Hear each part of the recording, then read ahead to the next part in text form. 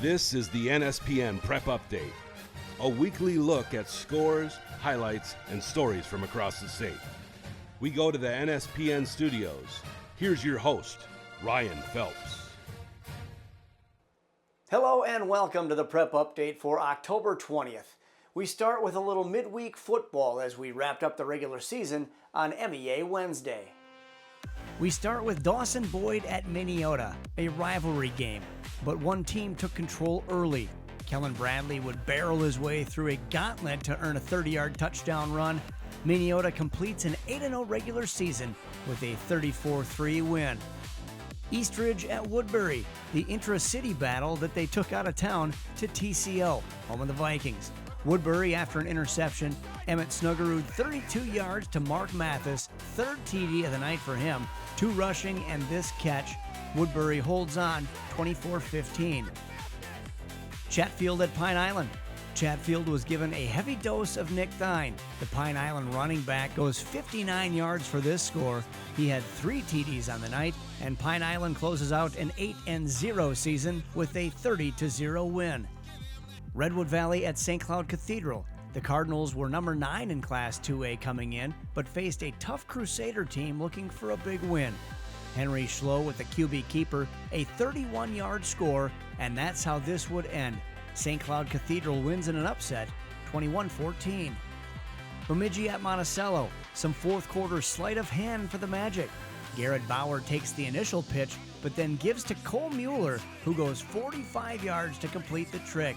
Magic win 43-30, ending the regular season 7-1.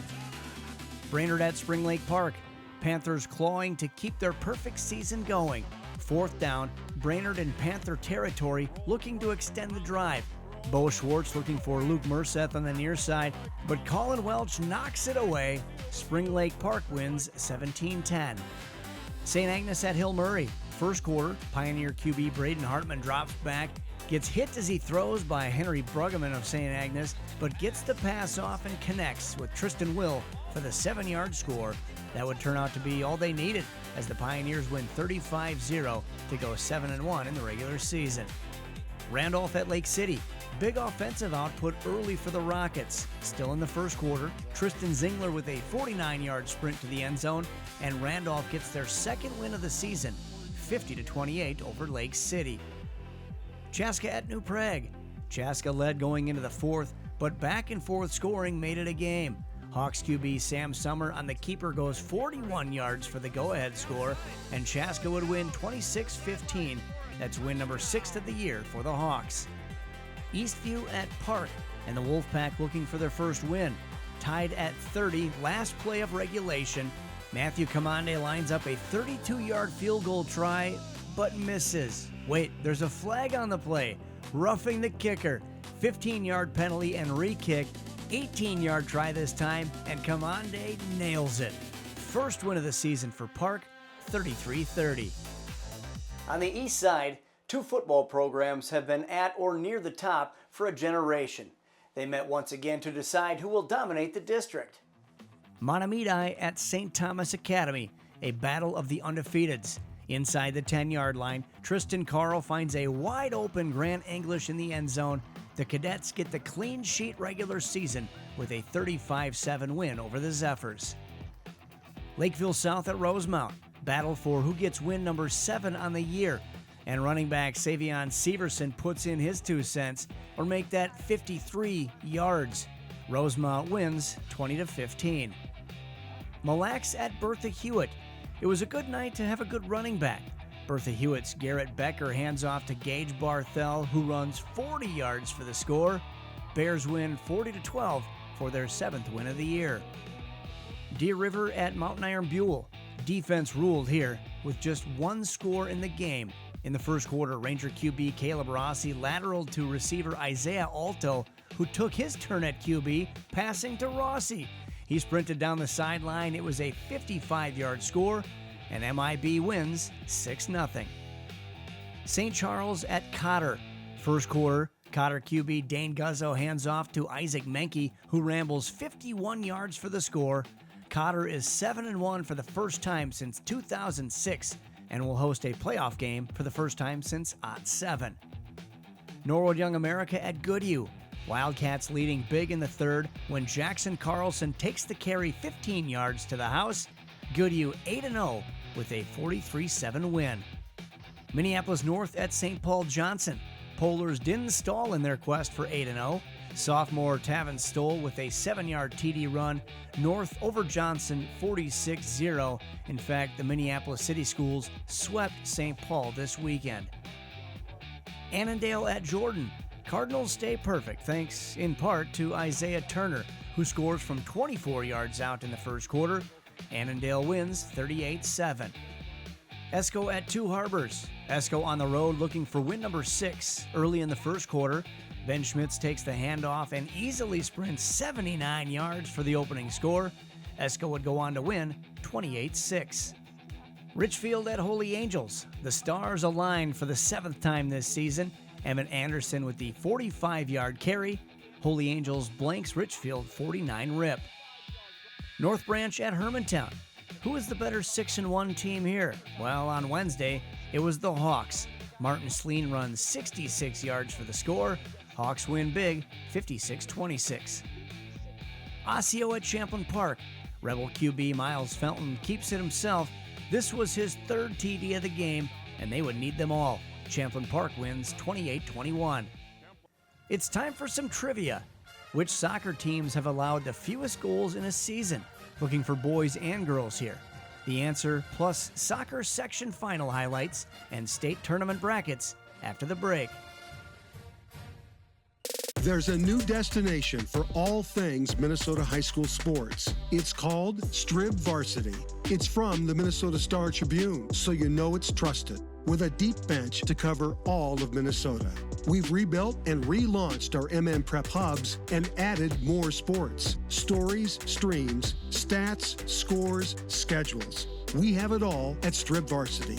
Subscribe today at startribune.com/stribvarsity.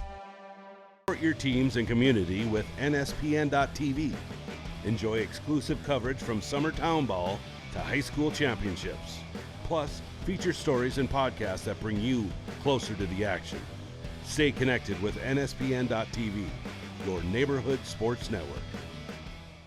Welcome back to the all-new NSPN Prep Update. Here's the answer to our trivia question. Which teams, boys and girls, have allowed the fewest goals in a season? For the boys, it's Wayzata in 1997 with just 4 goals against. Bloomington Kennedy in 1986, Wayzata again in 05, and Minneapolis Southwest in 2010 all check in with 5. For the girls, Wayzata preaching defense in 1997. They and 2 others allowed only 2 goals, 1998 Minnehaha Academy and 2014 Minneapolis Washburn, while the 1998 Stillwater Ponies let in just 3. What a week on the pitch. Soccer section finals wrapped up. There were 48 games total. We had 30 of them streaming live right here on NSPN.TV. We start with girls, Benilde St. Margaret's versus Blake. Don't call it a comeback. Wait, it was. Down 2-1, Lauren Breyer passes to Livy Aboud Young to tie. Emily Winkler would get the game winner. Blake takes the 5AA title, 3-2. Rogers versus Wayzata. Wayzata scored all their goals in the first half, including this one from Alex Veilleux to run away with the 6-3A title, 7-1, proving they deserve that number 1 ranking. Heritage Christian versus Providence Academy. Madden Greenway, your new career all-time leading scorer in Minnesota girls soccer history, took this ball 80 yards away from the net and runs the distance to get the goal. Providence Academy wins the 5A title 4-1. Greenway now at 207 goals heading into state. Hill Murray versus Mahtomedi. After a scoreless first half, the Zephyrs set fire to the rain. An insurance goal from Lola Damboe off the corner kick from Caleb Hoyer, and Mahtomedi takes Section 4AA 3-0. Southwest Christian versus Watertown Mare.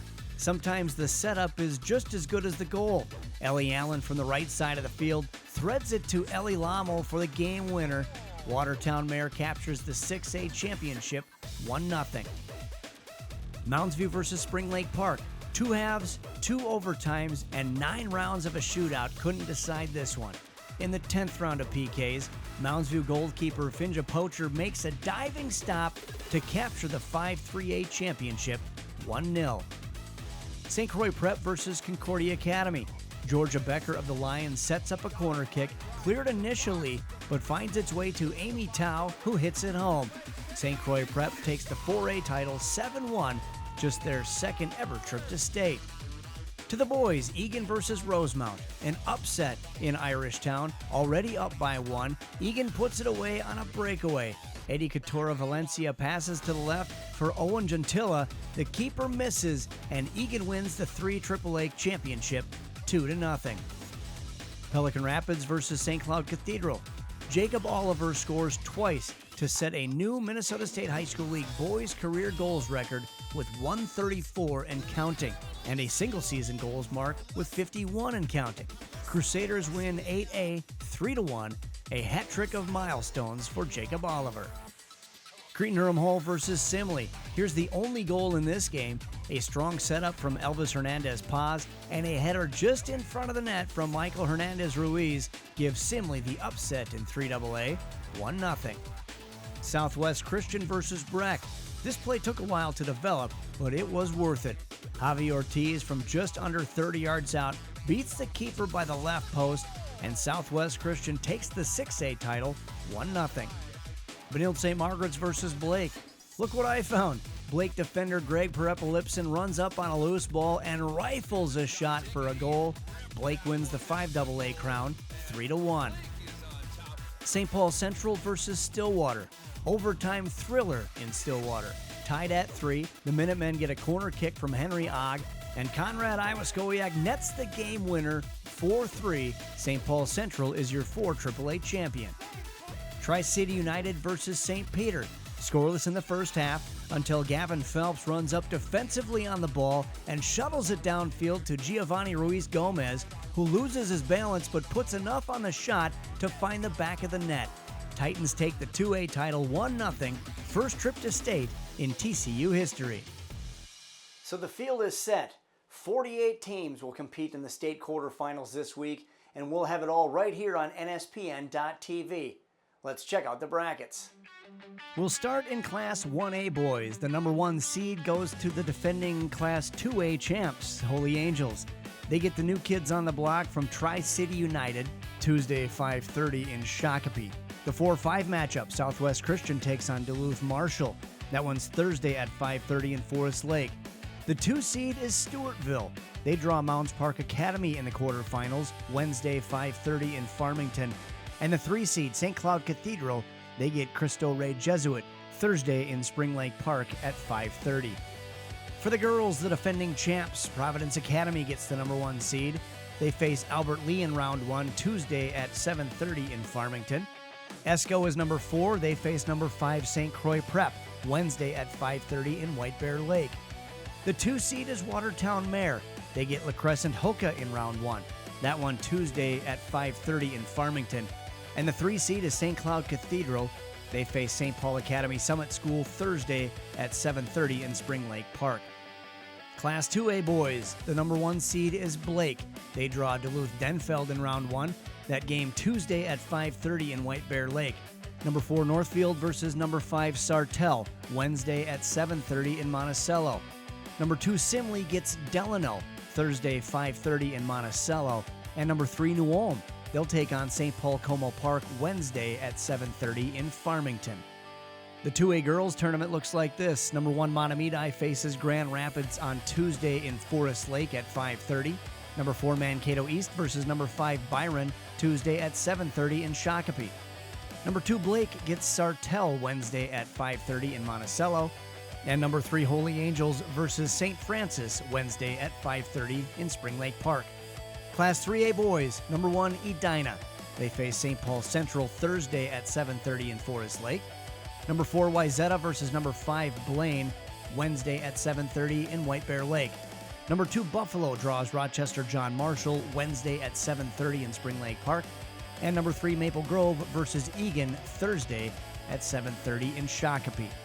And finally, girls Class 3A. Number 1 Wayzata meets up with Lake Conference rival St. Michael Albertville Tuesday at 7:30 in White Bear Lake. South Suburban foes, Lakeville North versus Prior Lake, Thursday at 7:30 in Monticello. Number 2 Stillwater faces Duluth East Tuesday at 7:30 in Forest Lake. And it's number 3 Egan versus Moundsview, Thursday at 5:30 in Shakopee. He's the top football recruit in Minnesota, Jackson County Central's Roman Voss. He's committed to the Gophers, but he's also committed to bringing his Huskies some more championship hardware. Justin Barrientos has more. It's leadership.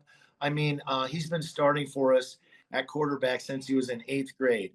Now, you got to be a special talent to do that, but you also have to have special social abilities that everybody would accept him as an 8th grader. It just means everything to me. I mean, you can't take life for granted, and you just can't take football for granted, especially. I mean, you only get so many years of this, and especially in high school, football is the best years of your life. So you just gotta get better every single day and just enjoy the times that you have while we're here, while I'm here playing high school football. And I love it, and I'm so thankful for the senior season.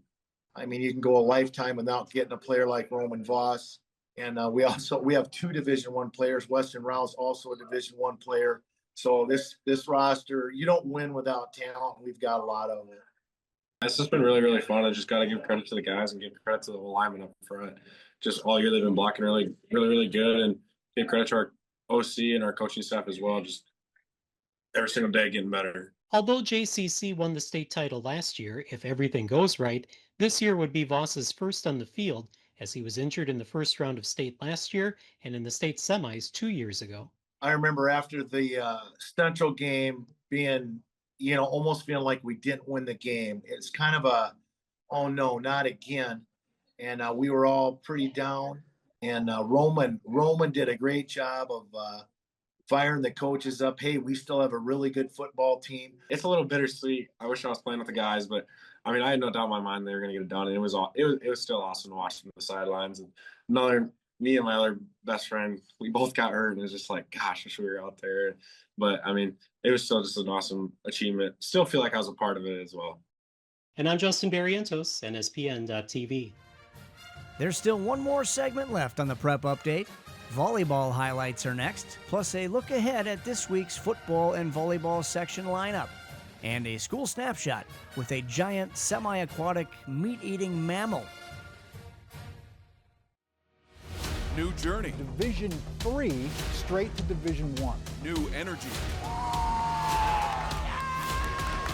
Same standard. The Tommies have climbed to the peak of the summit. And your Pioneer Football League champions wear purple and gray. No limits. Welcome to St. Thomas Athletics. The regular season is wrapped up in volleyball, so these final few matches helped make up the section seeds. Delano versus Annandale. Cardinals kept this as close as they could, but Delano was just too strong. Kayla Heinonen with a kill in the third set. Tigers win 3-1. Delano finishes the regular season 27-2. Mare Lutheran versus Visitation. Good rally off the serve for Mare Lutheran, with Ada Hahn hammering home a kill. Crusaders end the regular season with a 3-0 win, their 18th of the year. Irondale versus Eastridge. This was the second of back-to-back aces for Aaliyah Clevin. Eastridge snaps a 2-match skid to win 3-0 and cap off a 19-7 regular season. Stillwater versus Park. Needing a jolt to come back in the second set, Stillwater gets a kill from Ella Hartung. Ponies get the sweep and end the year 17-11. Cretin-Durham Hall versus Woodbury. Royals abdicated the first 2 sets of this match before charging back. Piper Hare with the kill in the penultimate point. Woodbury wins 3-2 to upset the Raiders for their 12th win of the season. We went through the state soccer brackets. Again, their quarterfinals are Tuesday, Wednesday, and Thursday this week, all right here on NSPN.TV. Here's what else you can watch while you're cruising through the neighborhood. We try to give you as much bang for your buck as we can. Section playoffs start in football. We'll have Section 3, 4, and 5 action on Tuesday night. Volleyball starts their postseason play as well this week. Catch that starting on Thursday night. And then a monster night of 6A football on Friday, along with more volleyball and a bonus, Girls Tennis Championships. We wrap up a great week on Saturday with more football and volleyball section action. It's time for our school snapshot. That's when we get to know the towns and communities outside the playing field. Today, we take you to Otter Nation.